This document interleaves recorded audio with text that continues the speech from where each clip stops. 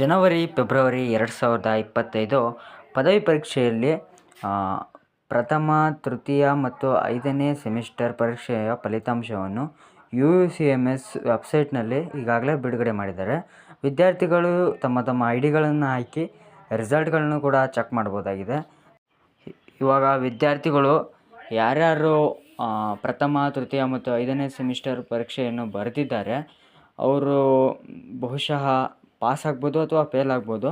ಯಾರು ಫೇಲ್ ಆಗಿದ್ದಾರೆ ಆ ಸ್ಟೂಡೆಂಟ್ಸ್ಗಳು ರಿವ್ಯಾಲ್ಯೂಯೇಷನ್ ಹಾಕ್ಬೋದು. ರಿವ್ಯಾಲ್ಯೂಯೇಷನ್ನಲ್ಲಿ 3 ಟೈಪ್ಸ್ ಬರುತ್ತೆ. ಮೊದಲನೇದಾಗಿ ಮರುಸಂಕಲನ, ಅಂದರೆ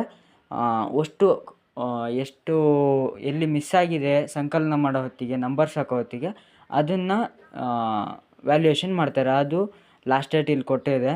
ನೆಕ್ಸ್ಟು ಛಾಯಾಪ್ರತಿ ಅಂದರೆ ನಿಮಗೆ ಆ ಥರ ಒಂದು ಜೆರಾಕ್ಸ್ ಕೊಡ್ತಾರೆ. ಜೆರಾಕ್ಸ್ ಕೊಟ್ಟಿರ್ತಕ್ಕಂಥ ಏನು ಜೆರಾಕ್ಸ್ ಇರುತ್ತಲ್ಲ ಅದರಲ್ಲಿ ನೀವು ಒಂದು ಸರಿ ಚೆಕ್ ಮಾಡಿ ನನ್ನ ರಿಸಲ್ಟು ನಾನು ಬರೆದಿರೋದು ಏನಿದೆ ಅಂತ ನೋಡಿ ನೆಕ್ಸ್ಟ್ ನೀವು ಅದನ್ನು ರಿವ್ಯಾಲ್ಯೂಷನಿಗೆ ಹಾಕ್ಬೋದು. ಇನ್ನೊಂದು ಮೌಲ್ಯಮಾಪನ, ಇಡೀ ಎಂಟೈರ್ ಪೇಪರ್ ಕೂಡ ಅದು ಮೌಲ್ಯಮಾಪನ ಆಗುತ್ತೆ. ಇದಕ್ಕೆ ಲಾಸ್ಟ್ ಡೇಟ್ ಕೂಡ ಈ ಇಮೇಜಲ್ಲಿ ತೋರಿಸಿದ್ದಾರೆ. ಇದು ಕುವೆಂಪು ವಿಶ್ವವಿದ್ಯಾಲಯ ಮತ್ತು ಶಿವಮೊಗ್ಗ, ಚಿಕ್ಕಮಗಳೂರಿಗೆ ಮಾತ್ರ ಸೀಮಿತವಾಗಿರುತ್ತದೆ.